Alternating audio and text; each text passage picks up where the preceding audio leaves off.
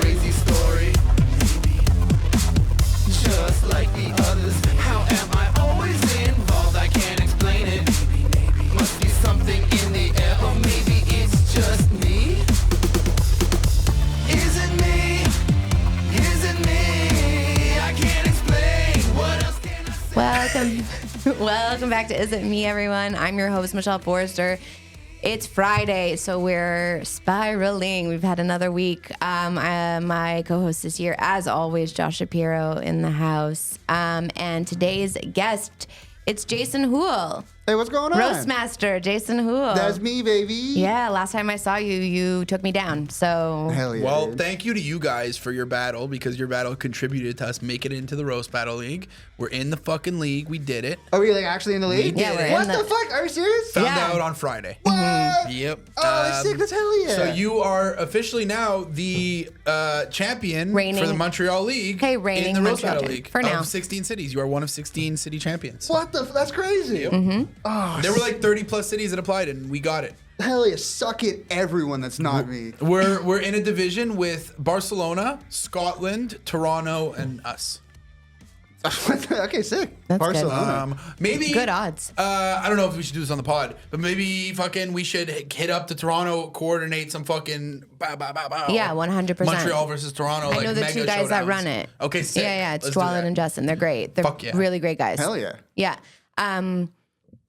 Okay, but we were talking about spiraling. Well, I mean, we're always talking about spiraling. Yeah. You were saying that you have so much to talk to us about Yeah. because you're on the. Are you on the upwards of a spiral or? I'm on the up. You're on I'm the up. I'm on the okay. up now. Good to hear. Yeah. Yeah.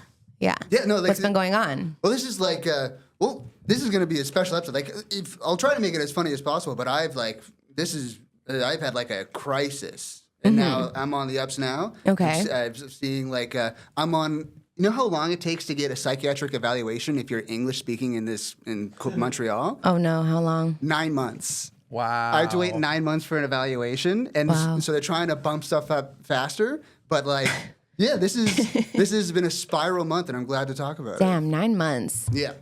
They're like all these pregnant, crazy chicks. We got to let them have the baby first. What? Why does it take that long? Just you know? because English speaking. Oh, just because of English, you just can't get like an English Who does a psych eval? Is that a psychiatrist? or- Psychiatrist, yeah. Okay. Yeah. So yeah, just So did you do it or? no, I'm on the wait list. You're on the wait list, They're trying okay. to bump me up faster because like I've been to hospitals, I've seen social workers, and so Wow. so I'm on the fast track. I've been filling out forms, but things are good. things are progressing. I'm sober now. Well, you know what, Jason? I have a surprise for you. Well, what is it? Matt, you want to call in a psychiatrist? If it's Poseidon with glasses on, I'm gonna fucking knock him that would out. have been good. God damn. I mean, this room kind of does look like a psych little ward. We bit. just have to get you a straitjacket and you'll be all set. But that's okay. So you have to fill out forms. You said. Yeah, just like forms of just like how you feel, submitting to like so they can send me Okay. to because they're trying to up my case by sending me to like a learner's hospital, like where it's just like student doctors or whatever. Fuck that. A learner's I hospital. mean, I guess take what you can get, Yeah, but take like what I at the can same get. time, it's just gonna be like, I don't know. Yeah, but yeah, it's just been like you're my therapist for the next little bit. Yeah, let's dive into it. Do you have any before that? Do you have any existing mental health issues that you knew about, or is this all new for you right now? Oh, always I've anxiety, depression my entire life. Okay. Do you like- lean more one way? Because sometimes we yeah. ask people. Anxiety, 100%. I've Okay. had terrible anxiety my whole life, and then depression would kind of sneak up and down. But the problem was I'm sure with a lot of people, like this. Why I'm talking about this is because I think substance abuse is something to talk about. 100%. I have just been self-medicating with alcohol for 12 years, Okay. and then because I'm approaching 30 now, and it's stopped working. Yes. And then so all of a sudden because I used to think I even told Borgelli once when we were going to Toronto, and he was talking about depression. I was like I never get depressed. I just don't have it because it's just I'm drunk all the time. Okay. Yeah. Okay, so you were self-medicating. You were treating your depression with alcohol, Oh yeah, which probably didn't help your anxiety because you had anxiety in the every day. 40s I would have been doctor approved, but Right. But now it's unhealthy. Yes. You would have done great on an episode of Mad Men for sure. Oh yeah. Were you daily drinking? I with some breaks in between, like through whatever, but I pretty much have drank every day for like 12 years. Yeah, okay. Like, do you have rules for yourself though? Like, do you drink after a certain time or just during the day too? As I got older, it had to be like after like on a weekend, maybe I'll start at 2 or 3, maybe. Okay. But like back when in my early 20s, it was like, well, and when I was a teenager, it was like 10 in the morning. I just start. But then also, are you ever getting whacked or are you just coasting? Sometimes it's like sometimes I would get whacked. Like at the beginning of the month when I knew it was like I was like just vomiting at like 5 in the morning every night, and then starting work at like 9. Yeah. But like sometimes I would have this thing where like I would drink myself to the other side, and I think that's a thing like only alcoholics can experience. It's like I would drink so much in a day. If I were to start drinking at 10, and by around 8 o'clock of consistent drinking, the feeling's gone. That's bartending. Yeah. So I start at 7 p.m. Around 11:30, 12, I'm wasted. But then by like 1:30, I'm like sober again, like drinking and like fine. But like drinking the whole time? Drinking the whole time. Yeah, I usually drink from 7 p.m. to 3 a.m. nonstop if I'm drinking. Yeah, it's a very specific feeling. It's when it's like you had a deep pocket where you're like, okay, I've drank so much that I'm no longer feel it. Wow. Yeah.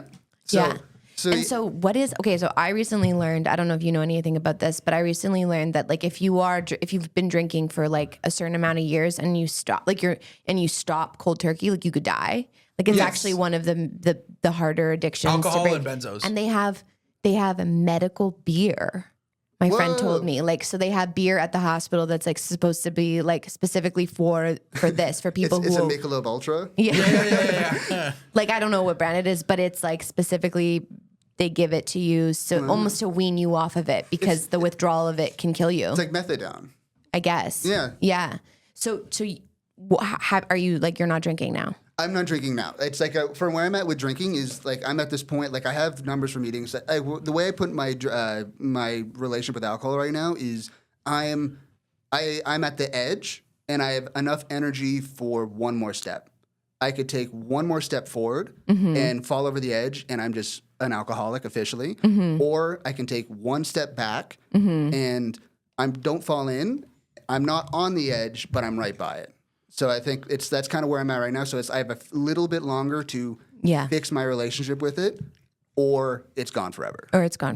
Yeah. Do you? So you said like now drinking doesn't help. Like it doesn't help your depression. Does it make you more like? What's the how has it changed with you drinking? Because you said before it changed. It doesn't work anymore. It's just the level of. I think it just I got older and certain things. I'm trying to think how to put it. I have this kind of analogy for therapy that I think might be kind of apt. Maybe it doesn't mean anything, but the way I put it as like I think everyone is born and they have a self-destruct button on their arm. And if you have undiagnosed mental health problems, if you have unresolved trauma, or if you have substance abuse problems, that button gets bigger and bigger and bigger. And in life, people get close to you and they bump into you. Right. And you can be mad that they bumped into you. Like, I wish they watched where they were going. Right. I wish they even said sorry. But the problem is, that's life. People bump into you. And it's your problem that you let this button go so bigger. So every time someone bumps into you, you implode. You increase the risk of negative interaction with the people bumping into you if you've made the button bigger. And actually, I saw a quote recently. That's a really good It was something analogy. like, I think so. your trauma is not your fault, but it's your problem to deal with. It's your responsibility. It's your responsibility. Yes. That's what it was, 100%. Yeah, it's not your fault. It's none of our faults, really. I mean, like you can say that, but that's also very like victim mentality. You can't just. No, you're. I'm traumatized. No, I have trauma. no. You gotta actually work on it. And I think with the mental health movement, sometimes people get that wrong, where they're like, "Oh, I just acted this way because of this, and I'm this because of like my parents or whatever, my relationship, whatever." And it's like, no. We're still like, you need to have personal responsibility and accountability, which is tough because that's like two of the things addicts don't have. Like when you become a full addict, you don't have any concept of personal responsibility or accountability, and it bleeds into your whole life. Yeah.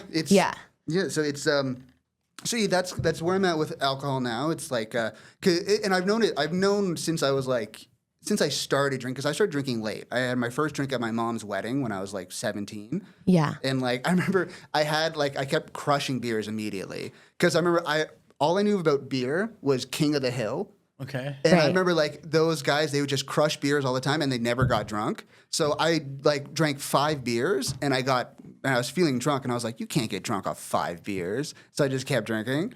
And then from that, and then when I realized, because I had so much anxiety, and then drank and then all gone. Yeah.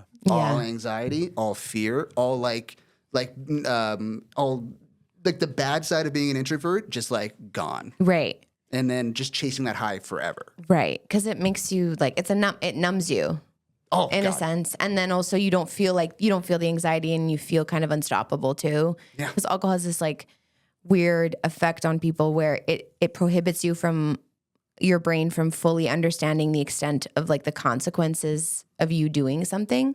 So like that's why people do a lot of stuff. Like they'll spend $400 out on one night and be like, it's fine, like live for the moment. And then they can't.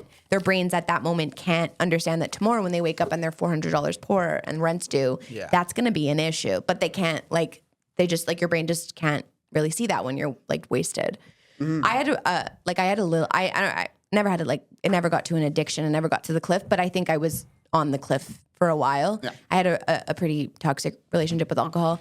But then what changed for me is that it stopped working as well. And it just made me cry. Yes. So I would just be like in public crying. Yeah. And I just was like, well, this isn't fun anymore if it's- everyone's just seeing me cry all the time. Like it just stopped being the thing that made me happy. It's a weird feeling. It's like, because I think we're the exact 94, 90 same age. Mm-hmm. Yeah, we're the same age. I think we're approaching 30 this Yeah, year. it's the last year. Yeah, it's the last this year. year we're approaching 30 and like things are like, your brain is changing. And, and so something clicked. And then, so like, I just got so just like, because like I lost tools to deal with emotional problems. So like things were, I was very upset at the beginning of the month. And instead of being able to bounce back after all these years, I lost all my tools to be able to deal with like just pain. Right. And then it just like, I just imploded.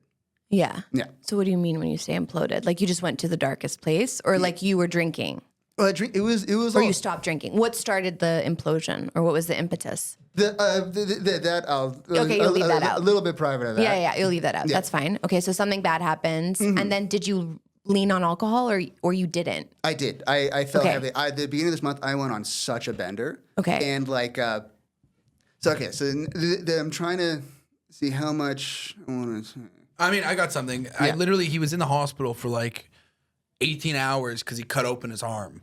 Yeah. And I hit him up the next day and By I'm like, accident. hey, man. You should say on the topic. It was like he cut it on a shed. Yeah, he cut it He on a didn't shed. cut open his Okay, arm. yeah. cut I was his like, arm. I was like, Sorry, did you just? He was like, I'm trying to No, be private, no, and you're no. like, he Well, sliced okay, his well, arm open. But okay, well- but yeah.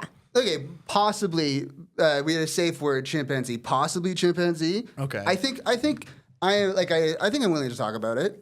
Yeah, I mean, do talk about whatever you want to talk about. I think it's really great that you're Oh, talking. I'm and such you're- a loser. I didn't even, dog. I'm so sorry. It's okay. I genuinely was just like, I didn't even think No, about no, that like- when you talk. Like, oh my god, No, no. I was gonna. It's like so. What happened was like, if anyone hears this, it's no one's fault but my own. Right. Because it's just over a decade of like not holding thing. I started self harming, Right. and then and that was like this whole new world for me.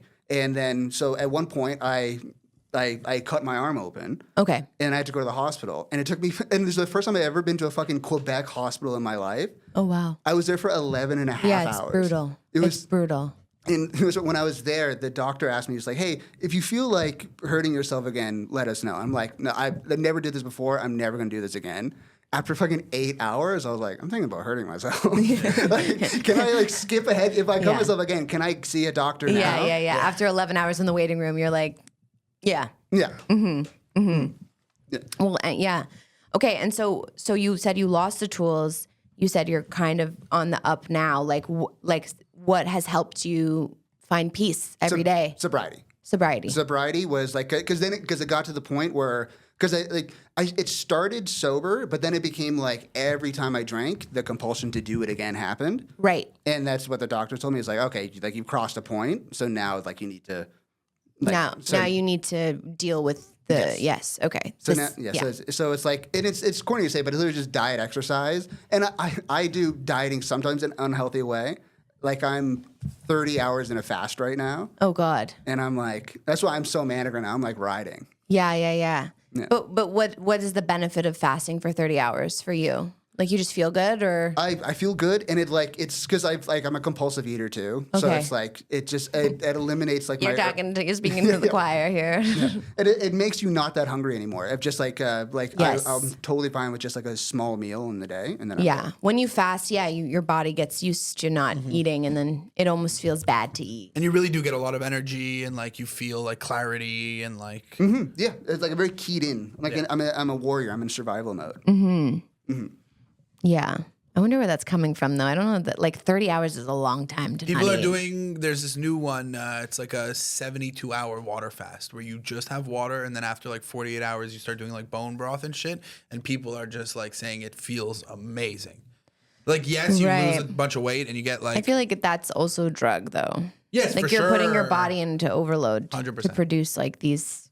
It's kind of just like I don't know. medically. It's like doctor approved eating disorders too. A little Yeah. bit. Kind of, Like yeah. it's Pretty like, much. Some Yeah, of it's not that's great. that's my joke. I always say like men have eating disorders too. We just call it keto. Yeah, like it's so just true. keto. Well, that's I've always treated dieting like my weight yo-yos like crazy. It's because Me like too. like I diet like a bender. Like people like I'll have a bender Same. on alcohol and I'll have a bender on dieting. Yeah.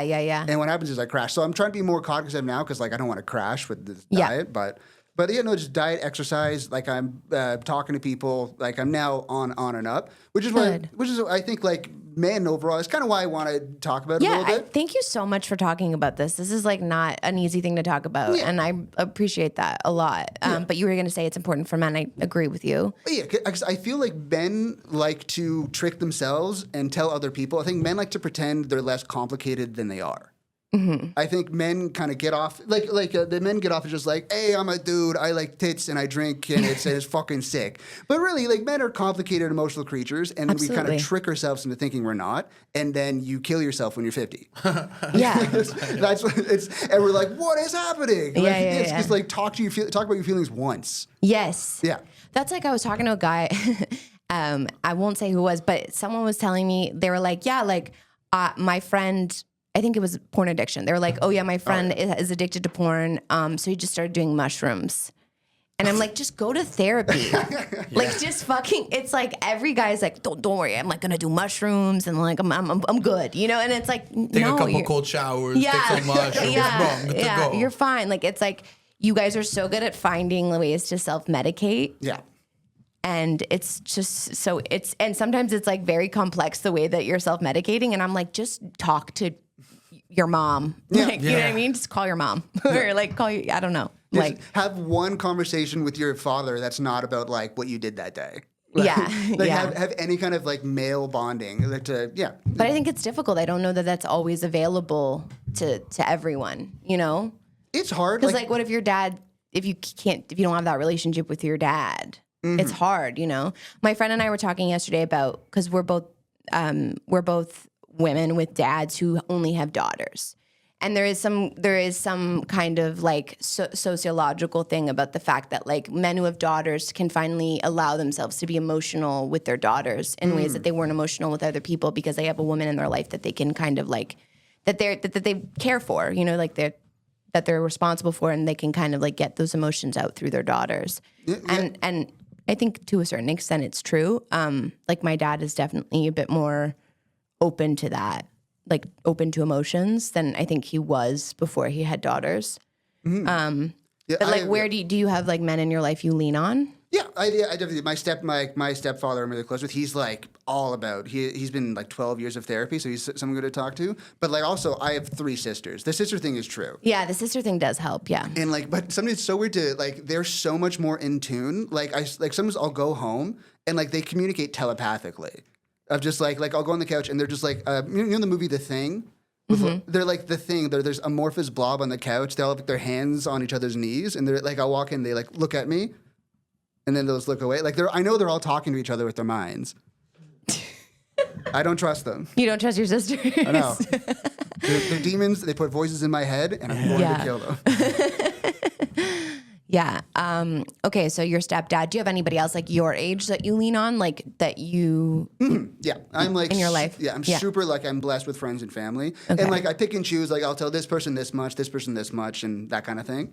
That's good because I like. Do you ever do that and then convince yourself that half truth you told the person is reality? In the moment, yeah. Like Yeah, it's kind of like like like it's like I'm role playing. Like, okay, I'm role playing like someone that's only a little bit bummed out right now, and I can kind of put myself in that mental space. Like you like kind of you lie and you believe your own lie, essentially. Doctor approved. What is the reason that you're only giving a half truth though in the moment? Like is it that you don't think your friend can support you in the way that you need, or you don't want to freak someone out, or like what holds you back from being like totally open with like your guy friend? It's almost like you need to get some perspective on what's going on with me right now. Like for you to understand what's happening, but you don't need to know all of it because I don't need you asking questions next week. I don't need you thinking about this and do it. You know what I mean? I think You that's don't where want it your comes friend to from. worry about you. Not necessarily worry, yeah, but like almost even like meddle. And like I know it comes from a good place, but sometimes you just don't need people, you know? And that's why like I'm assuming you're saying you tell some people most stuff. Like some people you'll tell almost everything to, and some people you only tell them apart because you don't, you know, as much as they're important enough to know something's happening, you don't need to fucking. Yeah, like you don't like I gauge like I like Terminator vision. Like I'll gauge like okay, I need this from this person. Like I don't need like a full talk from this person. Yeah. Right. Yeah, just like But a do you touch have bit. one person in your life that you can be like fully 100% like I'm few. feeling this top to bottom? Yeah, I got a few. Yeah, me too. Like my best friend, he's weird because he's an emotional midget. Like he can't, he's not good talk therapy, but I can like unload into him like a sponge, and then he Okay. just kind of shrugs and we watch anime. But is that what do you walk away when you have that conversation with someone who's not really responding? What do you feel? Oh no, Do you feel like he's good? he's That wouldn't responsive. help. That wouldn't be helpful for You me. know how like sometimes in therapy you just talk and you kind of figure it out yourself. Sometimes you need guidance, sometimes you need a push, but like when you're talking through with someone who's not really that responsive, it's almost like they're not giving you those like things that you're looking for. That you're looking for the outs, the like, Right. oh, but it's okay because of this. If you're just doing it yourself and not getting any of those like not cop outs, but like safety responses, Okay. you're just kind of being honest and just getting it out, you know? What do you not like about the safety responses? It's that sometimes it's almost bullshit. It's what are we doing here? Why do we need to pretend like it's okay? It's not okay. I'm Right. talking about something. Why do you don't need to tell me like it's gonna be okay? I know it's gonna be okay, but like right now, let's just talk about this. Like not like you know. Yeah, like the toxic positivity kind of. Like the Kinda. people who are That like, is- yeah. it's going to be okay. And it's like, Yeah. it's not. It's like this is bad. We can accept that it's bad, and it's not the Right. end of the world, but it's not okay. Also, what I learned in like therapy is like a good therapist will not tell you any answers, not tell you what to do. Of It's just really course. just like like make you understand yourself, and then you come to your own conclusions. Yeah, it's they're- not like they're not your mentor. No, They're they're a not your doctor, mentor. yeah. They're not supposed to they're not supposed to like prescribe or tell you what you're feeling or tell you what to do. They're supposed to ask questions about why you feel a certain way, and like they're supposed to get closer to the button. Yeah, That's it. They're Kind of like point out your contradictions and that kind of yes, stuff. they're supposed to like look at the way that you're framing things and the way that you're talking about things, and ask you and look and go, how did you get to this frame of thought? where do these beliefs come from? Yeah, where do these beliefs come from? Where do these fears come from? Where do like all of it? Because like a lot of people don't know what their actual beliefs are. I heard a good quote. It's like you know all your beliefs except for the ones you actually believe. Yeah. And then it's just like it's so framed into how you see the world. It's like you can't even see them because they're like right here. Yeah. But a doctor could go and like just ask the right questions to make you see what's actually happening inside of you. Yeah. I do have I have a fear of therapy, like of not like a fear of therapy, but there's one concern I have with therapy because I haven't been to a therapist since I was like 15. Like I feel like sometimes, do you feel like therapy, like a therapist can placate you too much, like kind of just like yes and you, and just like kind of like because everyone's a hero in their own story, you know what I mean? Like if I go into like this therapy room, it's like, oh, this person was a bitch to me, this guy was an asshole, everyone's a dick to me, and they're like, oh wow, the people are an asshole to you. It depends. It took me that's a 4 bad therapists to find a good one. That's Like, literally 3 of them sucked, and then Yeah. one was a social worker, so she was okay, but she was just like, oh, that's okay. Then I had one that was literally like he was a doctor. Like it literally felt like when you go to the dentist and they just do something and it's Oh, yeah? fixed. Literally, he felt like he just did that to my brain, and everything was okay. And then after 4 months, he's like, yeah, you're good. Fuck Wow. off. Yeah. Yeah. So it's really a Yes. bad one can placate you Yeah. and keep you stuck and just make you feel better. But it's not. Their job is not to make you feel good. Okay. Like after therapy, like at the beginning, especially, I just used to sit down and like cry. Oh after. my Like, God, it just, yeah. I felt dark for 3 days. Yeah. Couldn't work. Couldn't Yeah. do anything. Yeah, like It's fucked like me a up. detox. You feel it after. But I think if you're in therapy and you're talking about other people, you're not at the right. You're not in the right journey of therapy. A lot of people when they start therapy, they start complaining about other people in their life. This person did this to me. This person did this to me. This person did this to me. I'm mad at this person. A good therapist is going to go, okay, but we don't need to talk about them because you don't like. That's not what you're there to do. You're there to talk about you. Well, let's be clear. If I go, I'm only talking about Matthew Borgelli. There's no way I'm not Right. gonna. Bro, he told me I have negative risk. What the hell? Yeah. And a good therapist, but there are therapists that alarmingly like do placate their Yeah, and it's not that I would go just talk shit about other people. That's what I have my regular life for. All I Yeah. do is talk. I love to talk shit. Can we talk shit? No. Yeah, I love to talk shit too. I mean, I think all comics do. I think it's just funny and fun. It's I why- grew up with women, so Yeah. it's so much fun. It's why I The got best. into comedy was to talk shit. I saw a video recently actually that was interesting. It was like a guy making the case that I don't know if you guys even have seen those videos of like the guy on the subway who's like make a point, like make a hot take. Oh yeah. Yeah, so he said that talking shit is actually very healthy. If like you to have someone that you talk shit to, it like helps you understand your negative feelings about that person. I think about this and all so the it time. helps you navigate that. So it's actually like a lot of times it gets associated with like mean girls and like gossiping. But if you're like really like venting to one person about like somebody Yes. else, it helps you understand your negative feelings about that person. I have a theory, like projection. I think people say, "Oh, you're just projecting." If they put that in like a diminutive way, like you're this bad. I think projecting is a good thing because I think when you see something that you don't like about yourself in someone else, you're projecting, and that's Yes. that's how I learn. Like, oh fuck, I do what this guy does, and it's pissing me off right now. Yes. And so I think projecting is kind of good. If you have the self-awareness to be able to identify that, Yeah. you're not liking something that you see in yourself, for sure. But a lot of people don't. A lot of people are just like, fuck that person, you know? It was an awkward moment when I was in the hospital. The guy was putting stitches in my arm because he found out I was a comedian, which I never tell anyone I'm a comedian. He said like he was really young. He was like an intern or whatever. He was really young. He had the exact same voice as Nazir Khan, which was so weird to me. That's so He's a weird. comic, and he said like, "Well, he's kind of dark, but this could be a bit sometime." He told me it could be a bit. That's the bit. That's the bit. That's the bit. I was like, "Yeah, no, bro, this is a Oh, killer. you made it, buddy. This is a killer bit right now." Yeah. I think hospital workers though are oftentimes like I know a nurse who's like obsessed, like she loves comedy. Yeah. And People love because I comedy. think because weird. I'm people who work dark.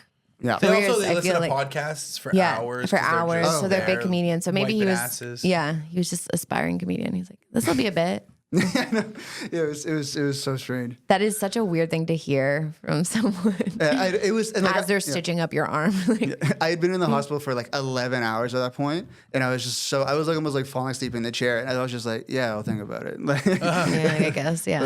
I'll find something.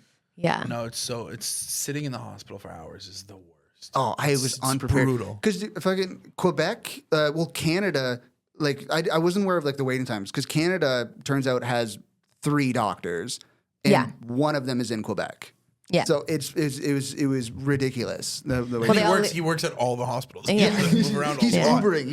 And he's driving Uber at the same time. Yeah, yeah, yeah. Uber helicopter. Yeah, literally. Because he doesn't make enough money to, yeah.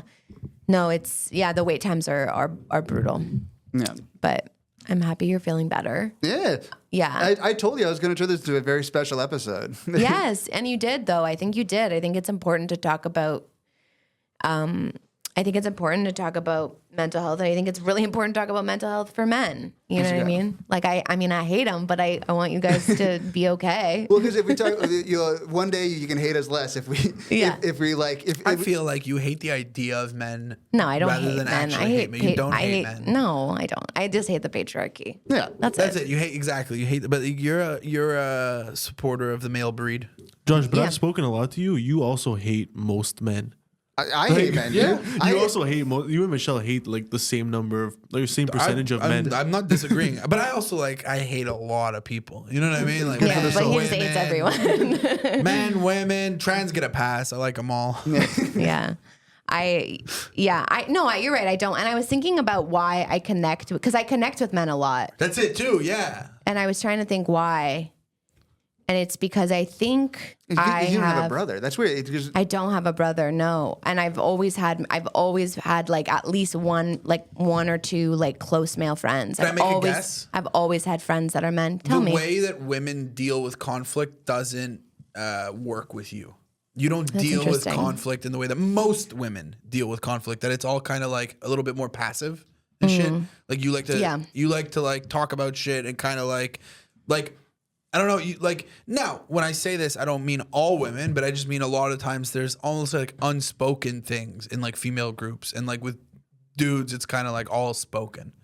Yeah, there's more. I wouldn't say like there's. I think men and women are transparent with each other in different ways, but certainly when they're mad at each other, it can be tougher to navigate if you don't leave a conversation feeling like they were honest with you. And it's just because I think a lot of women are conflict averse, and I think we don't get anywhere by just like if you're mad at someone about something, you should tell them and move on. Yeah, for sure. Like Exactly. squash it. Exactly. But I think deeper, I think I don't know. I think I really relate to a lot of the darkness I see in men. I have it myself. So I think that's also another thing that You're one of the homies. I have the potential to murder someone. Yeah. Those are my guys. do have a lot of I mean I definitely think that I experience violence, so I am capable of it. You though, if you murdered someone, you would murder. What do you mean?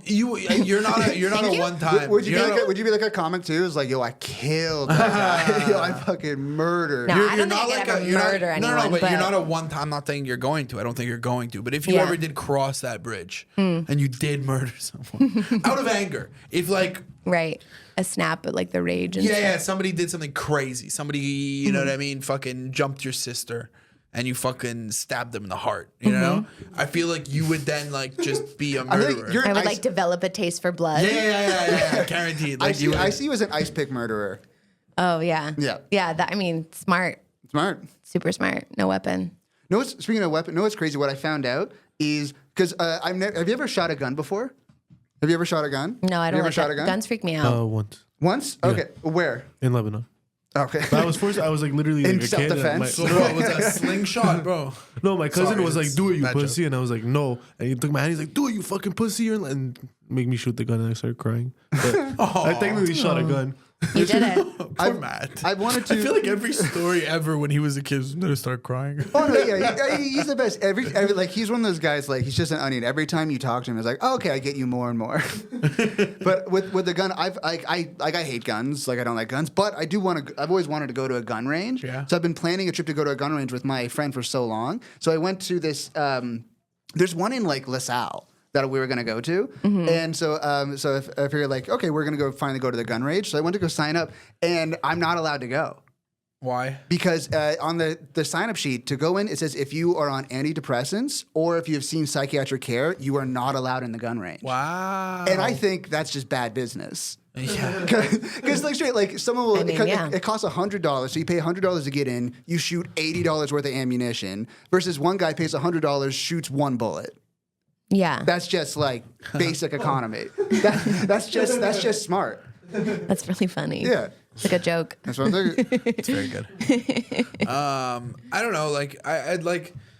It's just not something like I want to. Like obviously, it's something like I'd like to do. I feel like it's a rush to do it, but it's not like one of the ones. I'd rather skydive. I think about skydiving. I'd rather skydive and not pull the parachute. No, yeah. That is. I saw it in your eyes. I knew. You Dude. knew. I knew. I think about skydiving. That is like okay. Never have I had suicidal thoughts. I'm not suicidal. Oh, lucky you.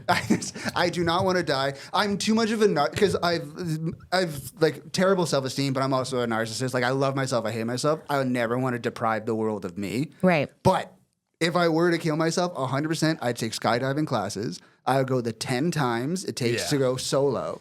And then so you do 10 times attached to a guy, and then my 10th run, just not pulling the chute. And then you know what the fucking DMT release would be on that? Oh my God, I was talking about it last episode, is that the DMT release, when you die, if you die like as a vegetable and it takes 20 years for them to finally pull the plug, the DMT release is not going to be good. This one, bro, the adrenaline through your body as you're flying through the air, when you hit the ground, just a pow, pow, pow, pow, pow, pow, pow, pow. Are we doing this? Are we doing this? I mean, I'm not. Let's do it. I'm not. Suicide pact? I don't want to. I don't want to hit the ground. I don't think you'd realize. No, that's what it is. That's why it's from so high. It's not even like a thing. It's just like No. Remember the submarine death a while ago? Yes. That's that is probably the least painful death anyone has ever had in the existence of mankind. Because that level, the depressurizations, I'm paraphrasing the numbers, but this is the gist of it, where it takes, let's say, 20 milliseconds for the human brain to see an image. Right. It takes 10 milliseconds to feel a sensation. Okay. The entire implosion and death took 3 milliseconds. And it when you say implosion, they just they exploded. they just became the dust. whole entire submarine just whoosh. They became red paint. And it was instant fire. Everything in it was just flames for half a second. It just whoosh. Okay, flames. Oh, I don't think flames. inside it's like a combustion. It's like a Is it like gas? the whole thing kind of It just makes my brain go what were there bones, blood, nothing. Well, everything was gone. Everything's gone. Everything's gone. they're goo. They turned to goo. Yeah, well, there was the one there was the piece of the submarine that flew off and they found it. Everything else was just gone. Have they? Okay, so there's no footage of inside because I don't like gore, but I think I would like to see the goo. Just see liquefied billionaire. I don't want to see liquefied billionaire. At that point, I don't even know if it's goo, dude. I don't know if it's goo. I'm pretty sure it's incinerated. I don't think it's incinerated. Liquefied billionaire sounds like a trust fund clothing brand. I love that. Liquefied billionaire. I love their son who went to the Blink-182 concert. Oh yeah, the day after or whatever. I think the day of. It was my family would have wanted me to go. It's crazy. My family would have wanted me to- It's so. Yeah, Blink. Well, it's just not for nothing. Most of those families, you don't actually love your family, and you're just kind of waiting to get your money. And he's just I got the trust fund today. Out of Blink-182. That's the best day of his life. He's singing "I Miss You." Not really. Where are you? Bottom of the ocean.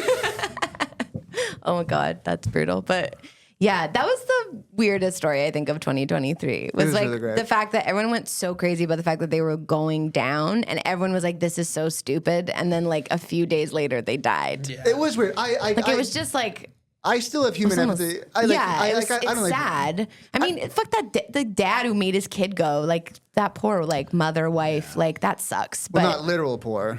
no, but yeah, no. She still sleeps in 1,200 count sheets or whatever. She's fine. But yeah, She has a bunch of Dubai slaves wiping her tears away.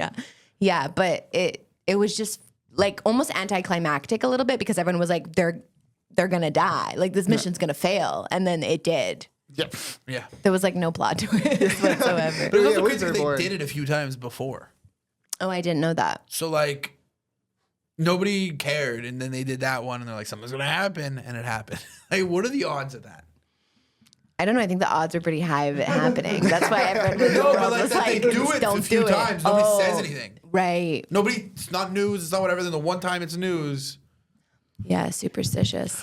Where's Pantelis when you need I him? was just about to say that's the conspiracy theory we need to be thinking about. Oh yeah.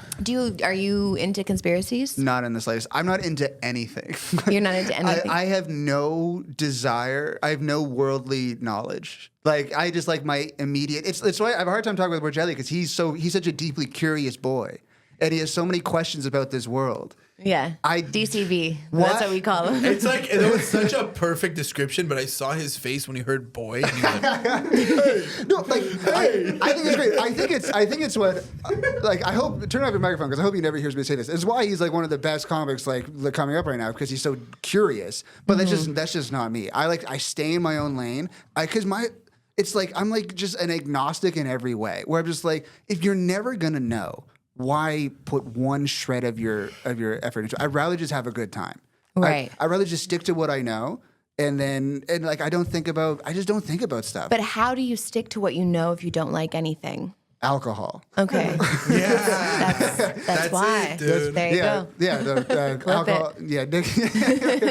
Nicotine, the whole shebang. Okay. Do you have any like hobbies outside of comedy? Yeah, a whole bunch. Let's start now. I used to be really into Warhammer and painting figurines. Right. That was my favorite. I think that was my favorite joke of yours during the roast. Thank you so much. That was a very good one. Can I ask? Yeah, what's up? No worries if it's a chimpanzee. Yeah. But you've been drinking almost every day for 12 years. What's the worst thing you've ever done while drunk? Well, here's the thing. I'm a good drunk until it got bad. I've always been a good drunk because for me, like, too. when I'm drunk, I just a lot of people attaboys and I do like a lot of thumbs up. Or I'm at home alone. I just get like emotional watching videos of orangutans. I just listen to it a lot. I'm just like, oh, there's so much. Like you see the human soul in their eyes. I'm like, man, that's why I want to be a primatologist for a while. But like, I've never done anything like too bad. One time I like puked and I pissed in my mom's like what's it called? Like her closet or whatever. I was babysitting. Oh, okay, nice. so this is pretty bad. That is pretty bad. This is pretty bad. Okay, I was babysitting. I put my little sisters to bed, and then immediately just got blackout drunk. And then I woke up the next day. Like, I think I woke up on the ground in the washroom, and then I woke up again in my bed. And then I have a vague memory of pissing in the coat closet, and then puked everywhere. And then so I had a talk with mommy that morning. Yeah. That was What's the worst thing you've done when you're drunk? Also, I do have more actual worse ones that I won't say on a podcast. Yeah. Well, that's where I mean, chimpanzee. yeah. I shouldn't say this, but but Protect probably yourself. I would get drunk and just door cars. Oh, door. You just pull until like- it's open. And then do what? Well, that's the thing is there's not much to do. Right. If you get in. But you're just like, But what a rush! yeah, you're like, Hyundai. What a hey. rush! But also chimpanzee. Right, chimpanzee. Right, Chimpanzee. right. I love this safe word. It's so good. Chimpanzees are a safe word. I never did nothing but chimpan fucking. Yeah. What did I do? I think the worst. I guess I like made out with a lot of people. Like that's maybe the worst thing I've ever done. Or no, actually, I peed in a closet. What is it about the But closet? it was at a frat house, so I didn't feel bad. It was already covered in piss anyway. Yeah. Yeah. Oh, this is quick sign. No, I don't. And then made my friend pee in it too. That is That's the fun part. How'd you convince her? This is why I love women. This is how I convinced her. I was super wasted. We were trying to find a bathroom. The lineup to the bathroom was so fucking long. We went into an empty bedroom. It's not like I pissed in someone's like on someone's stuff. There was nothing in the room. It was an empty room. There was a closet. I peed in the closet. But that's worse though, because how long did it marinate there before someone found it? Well, I'll tell you the story. So me and my friend, so I peed, and then I'm like, pee. Then she's like, no, I can't. I'm like, just pee. I'm like, dude, like. You guys know me. 18, I was even worse. I was like, men pee on us all the time. Just pee in this closet. Who cares? It's a frat house. Like it doesn't matter. The house is called Animal House. Like I was like, just you were fucking literally pee. pissing on the patriarchy. I was peeing on the patriarchy. Anyway, so I convinced her. She did it. And then this guy walks in and he's like, why is there water on the floor? Oh no! And I'm like, there's a pipe that burst. And he's like, there's a pipe that burst. And then he's like, he lived there. He's like, what do you mean there's a pipe that burst? And then I like left. We like darted and left. And that was, I think maybe possibly the worst thing I've done when I've tried. I'm sure there's other things, but. One time we used to crash parties. That was our thing. Yeah. We were once I went to Westmount High School, it was like we were not we were near all the rich schools, but we were not the rich kids. But we would go crash the rich parties, and it like ended up at this one party one time. This is a hypothetical situation. If we would have ended up there, Yeah. An OJ story. we're all real fucked up. Ended up at this guy's house, and like I ended up like I was taking everything if I was there. There was like codeine syrup in the bathroom, and I was like, this is crazy. I always check the medicine. Not always. Like I check the medicine cabinets at this place hypothetically if I was there. And then I go into his room and there's just a Mac, like laptop. Right. And I allegedly took it and get outside, and my buddy goes, oh, you got a Mac? Bro, what about the charger? You know how much a charger costs? I went, fuck, hold this. I went back inside. What the fuck? hypothetically, got the charger, went back outside, hypothetically, just Googled how to break into a Mac, got around it, wiped the Mac. Hypothetically. I can't believe you didn't do that. That's crazy. I used to have friends who would go to house parties and steal, but they would steal like Knickknacks. cutlery that they Yeah. liked. And I thought that was always kind of rude. Like if someone has like a really nice That's like the worst thing. Take the Mac. take the Mac. Yeah, they can. It's maybe insured. I don't know. No, it's not a trade. And he like knew. That's the worst part. Oh, allegedly he knew. Allegedly. Oh my God. In He this was like, dream? you took my Dream computer. I was like, sequence. fuck, I didn't take your fucking computer. Fuck you, dude. Yeah, things always get How stolen could in you house accuse parties. me? Yeah. But how do you like? Was it really? I guess crashing a party at that age is that you weren't invited to it, right? But there was. Yeah. But I mean, some of these parties get so all- out of hand that like, how do you even So it know all- who's crashing and who's just coming? It all started with Celine Dion's niece. This one fully is real story, fully not hypothetical.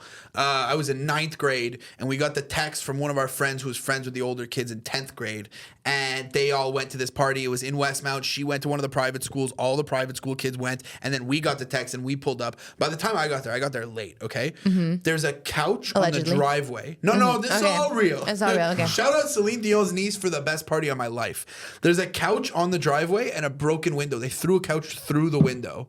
Oh my God. Crazy. People were pissing in corners. People were like, there was one dude who spoke to another dude's girlfriend after like they broke up because the girlfriend was crying and they were all really good friends. But he didn't like know it was his friend because he was all fucked up. And now these are 2 black guys, okay? Okay. And when he described the story to me, the guy who beat the shit out of the other guy, he was like, I just saw some N-word talking to my girl. And he just jumped in there. Crazy. He went and just kicked him in the back of the head and just started beating the shit out of That's him. awful. Okay, but like everyone was just like, this is like, it wasn't even like a big thing at the party. That's how crazy the party. Like everything was getting broken. Everything was on fire. The parents showed up while we were all there. Then kids started letting fireworks off in the streets. The cops were there. And then, not for nothing, fuck cops. The guy who beat the shit out of the other guy, he didn't get arrested for that. They just picked him up because he was That's a black crazy. kid. They picked him up. They drove him to the top of Westmount. They took his wallet, all his money, his keys, and they were like, find your way home. And they drove away. What? They didn't arrest him. They didn't do anything. They were like, go fuck yourself, kid. They robbed What him? did they do to the other guy? Yeah. That's crazy. Wait, the guy. Okay. They did nothing to anyone else. They gave him the key to the city. Wow. That's horrible. I never went to any high school parties. I always hate in high school. I wasn't unpopular in high school. The way I always phrase how I was in high school is every time there was a party, someone would say the next day like, "Oh, you should have been there." It's like, "Oh, you should have invited me." Yeah. And that was every fucking time my entire life. It was like, "Oh yeah, Hool, you should have been there." Yeah. Fucking, I was so sick And of you're it. like, but I could have been very easily. Give me one shot, and I'll do it. Yeah. One. I actually have one. I think the stupidest thing I ever did when I was drunk. I actually think about this a lot. This was so fucking dumb of me, and like this could have been like I could have killed myself. Like I could have like paralyzed myself. I was at I'm 3 of my best friends in my hometown Orangeville. They had this house together. It was like what was that show with the 3 guys? They work. It's Workaholics. Workaholics. It was a Yes. Workaholics house. Sick. And like. I remember my dad dropped me off there, and they were all 3 of them were on lawn chairs sitting on their roof. And my dad was like, "Do not fucking go on that roof. Do not do it." And I was like, "Shut up, Dad." I was like 22. I was like, "Shut up, Dad. I'm not gonna do it." Yeah. And then sure enough, and then this is one of those days where I dragged myself to the other side. Because it was like it was Canada Day, and we were just wasted. So at one point, Yeah. they were all like. They're all playing like firing Roman candles at each other in the backyard. And I went on the roof because I was like, I'm going to go piss off this roof. So I went to the front, in front of like the entire neighborhood. This was still like 6, it was bright out. So I was on the roof and I pulled my dick out in front of like for the whole neighborhood to see. And I started pissing off the roof. And then after I finished pissing, I lost my balance and I fell off the roof. And I landed in my piss. And when I hit like I kind of like needle dropped down like that. And when I landed, my knee shot up and it kind of clocked me in my jaw. And then I just like, I fell, I was on the ground, like laying my piss so hurt. I'm just like, I could have just broke my neck right now. I just fell off a roof. Yeah. And then I just kept drinking. Nice. Fuck yeah. Did you like dislocate your jaw or knee or? No, it was a little swollen. But the next day, I was the most sore I've ever been in my life. Because Oh yeah, of course. You fell off a roof. I also fell off the balcony all the time later that night too. Like I was falling like crazy. Oh God. Yep. We eventually got caught breaking into the parties. Are you serious? We went to a cell in one, and then like. Have you been arrested? No. I've been handcuffed. One time we were all in a party. I looked 40. And I was with a bunch of people who were my age. We were all like 17, 18. And I just looked like the 40-year-old sitting with them. And I'm rolling a joint. And a bunch of cops start walking towards us because we're drinking beers in a park. I'm assuming we were 18 because we didn't get like underage drinking. And like I have the joint. Weed's not legal yet. So I just like put it in my pocket. And then like one female cop grabs one arm. And I kind of like, I don't like pull, but I don't give in. Like she's trying to pull my arm, and I'm just like flexing. Like and then the other female by cop, definition, resisting. Not against you, but they could be like, you're resisting. not exact because my arms were going. Like they were going. I was resisting. There was resistance. There was resistance. Yeah. There was resistance, and then another female cop grabs the other arm. They're pulling the hands out. This is hot. The joint's now open, and whatever the weed's just loose in the pocket. They put my hands behind my back and they stand me up. Now there's like a third one who's like lifting me. One's only Female? one arm. Yeah. This is so what I'm into. 6 female cops. 6. No, get out of here. I swear to you God. got reverse gangbang? Okay. So they get me, they handcuff me, and then they get my wallet and they're like looking for ID. And I don't have ID. They're like, give us your address. I gave them an address. They wrote the wrong address for the ticket for drinking in a park. They take everything out of my sweater pocket. I'm just, by the way, anyone listening, you don't have to answer. You just say, call my parents. Call my lawyer, call my parents. Sure, but some situations it's better to like, you didn't do anything or whatever. You don't want them to. So they take everything out of my pockets. I literally had a bag of like fake Xanax. Just like so illegal, no prescription, just in a fucking bag with a weed leaf on it. They put it on the hood of their car and like they start high-fiving. I swear to God, they start high-fiving that they like got me. They're like, yeah, and they just, all the shit's there. They wrote the ticket. They're like, you're going to get this ticket in the mail. You're going to have to pay it. And don't do this again. Was it like a summons or you like not at all? That sounds like they're just about to start Never railing. It was just to my name and it was just to the wrong address. They can't, you know? And then they just uncuffed me and let me take my drugs back and just let me go. Oh, It okay. was ridiculous. I've heard that before. I love That's that on being white. You're right. 100%. 100%. I've heard that. I've heard that so many white guys. Just like my friend got caught with like I think like a full like so much Molly on him, and they were just like, yeah, we're taking it, but go. You can go home. Yeah. Well, I mean, it did happen one time. We were 4 of us, and like it wasn't like a drug dealer with a drug dealer. It was like a friend who got weed for another friend. You know what I mean? It wasn't like right. You're like picking off of him or whatever. It was like it was like here, like I got you, and then it was like a large amount, and we were like, oh, let's smoke a joint. But we're in Uptown. We're not in fucking like Westmount. You know what I mean? So Uptown, like they're on high alert. They see us walk out of the alley to look for our other friend and walk back in the alley. So as we're there and my buddy's going to roll the joint, a cop comes in from one end of the alley, another cop comes in from the other end of the alley, and they just like, they arrest my buddy, they go through his pockets. My buddy had been jumped like so many times because he lived in like not the best neighborhood. So he carried a knife on him. So they found the knife on him and they're like, duh, and then, you know what I mean? And then they throw him in the back of the car and I'll never forget him he's handcuffed in the back of the cop car yelling and just like smashing his head against the thing. And he's this little tiny Greek guy and he's freaking out. Yeah. And they're like, we're going to find whatever. And then they found, it was like a quarter pound of weed. They found it on the ground and we were like, it's not ours. It's nobody's. Like, you didn't find it on us. And they were just like, all right, it's this guy's. And he ended up getting like community service or something. Okay. He was 17 at the time. So. I still am soft. I was such a soft little boy. I never got into any of these precarious scenarios. I mean, I'm soft too. I was just there. I never got into. I was just a bystander. I never got into trouble either. I didn't go to a lot of parties either. I like had my degenerate phase like 19 through 25. Yeah, me too. That was like my degenerate phase. When I was 16, I like got drunk. But when I was 16, I killed a man. No, sorry. Allegedly, hypothetically. Free speech, dog. Say it. Yeah. I was just not. Yeah, I was like you. I was kind of like fringe popular. I was like friends with the popular girls. Like my group of girlfriends were the hot, cool girls. Yeah, always the bridesmaid, never the bride. Always. For me too. Yeah, same. Never the bride. Never the bride. It's I'm never being honest. happened. Me and my buddy just smoked a lot of weed, and like the older kids found out that we smoked a lot of weed. Yeah, and they were just like, oh, these guys, let's get them to us. And and my buddy he was my age, skipped a grade, and then failed a grade. So he was where he was supposed to be, Yeah. but he had been in the grade with the older kids. They knew him well. Wow. Yeah. And then after we were crashing parties for years, we just started renting Airbnbs. So that first one was crazy. They rented an Airbnb for like 3 days. I was 16 years old. I did not leave. Yeah. Dude, I stayed there from the Friday until the Monday. Was that your first bender? I guess like pretty much. Pretty And much, just did yeah. not stop drinking, did not shower, did not like it was wild. Yeah. It was like I smoked my first cigarette. I fucking was hammered. Was this like Project X era? How old Yeah, were but- you when Project X came It out?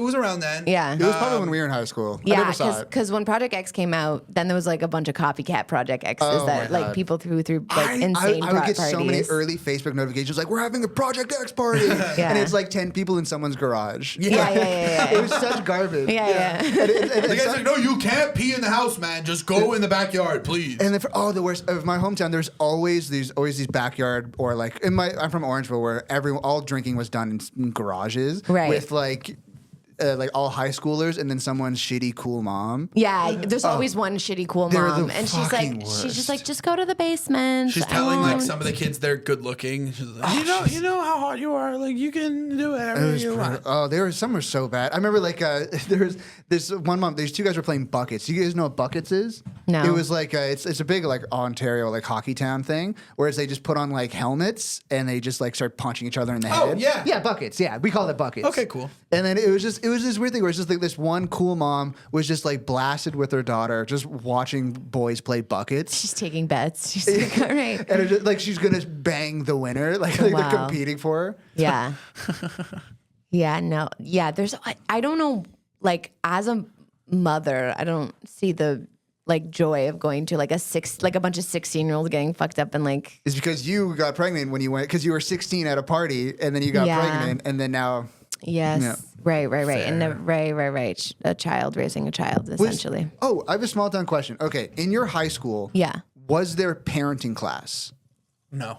A parent. Oh, like a. No, there wasn't. Okay, this is when I We had like home ec, but we had home ec a few years above me, but then they kind of like decided that home ec was kind of sexist, and they decided not to have it. But we had like leadership, like That's fine. bullshit classes, but no parenting classes. I guess it's in small town with like high teen pregnancy because Yeah. it's like there's I don't know the stats, but I think we had quite a bit. Like I think by the time I was finishing 10th grade, I think we lost like 5 girls. Yeah. Just like they just had kids, but it was so prominent that there was just a full-on parenting class. So you take it in, you could start taking it in I think grade 10 or 11, and you're just assigned a baby. You just get this animatronic baby, Right. And you just have to care for it. So you'd be going through, you're going from like English, then you're going to math class, and there's like throughout this high school, there's like 20 girls carrying like baby carriages with the baby in it. That and feels, and you're yeah. It feels like they're encouraging the problem, not solving it's it. gonna happen. Yeah, it's yeah. just gonna happen. And We so have too many students. you be in class and the baby starts crying in class. So like The fake baby? the fake baby would start crying. So like you're trying to learn. Well, I wasn't, but you're trying to learn, and then like this fake baby's screaming. And there's like, and the woman with like the child had to be like, okay, I have to take care of my baby. And I found out that Insane. wasn't a normal thing. I feel like that is like a thing that I've seen on like every after school TV special. Like, you know, Yeah. two kids who hate each other and they Yeah. have to raise this baby. I think it was like an episode of Lizzie McGuire, but no, it's not. It was not But there's not a here bunch. anyway. Yeah. Not on the West Island. That's Definitely fine. not. No. Yeah, we had lots of teen pregnancies. I think I was going to say her full name. I think grade 9 is We when had this two. started. We had two. Yeah. Yeah, we had one girl, and then recently I found out that Pecorino was like in the runnings from being the dad, and I was like, Well, oh my god, full it's circle, still- like it's still West Island Still lore. unconfirmed. Yeah, I know. It's still unconfirmed, So- and he just thinks that he's the father. Like he just is like, she looks like me. Yeah, I mean, I think it's like a bit, but I don't know. But it was just funny because him and I are from the West Island, so like, and we just every time we'll just get into stories, and it's just I know everyone he knows, and it's insane. But Pecker, he does seem like he would be a warm-up comic for Maury. I think that's where he's meant to be. That's good. That's very funny. That's perfect. I feel like that's his room. Yeah. Yeah. Yeah. Jason, thank you so much. This was so much fun. Yeah, thank you. And thank you for your vulnerability and your of course. So chimpanzee. this is a heavier one, but I hope it has some value to it. Yeah. We'll be here next Heavier week. one because I'm the co-host. We'll be here next week and have a great week. Keep spiraling. Bye.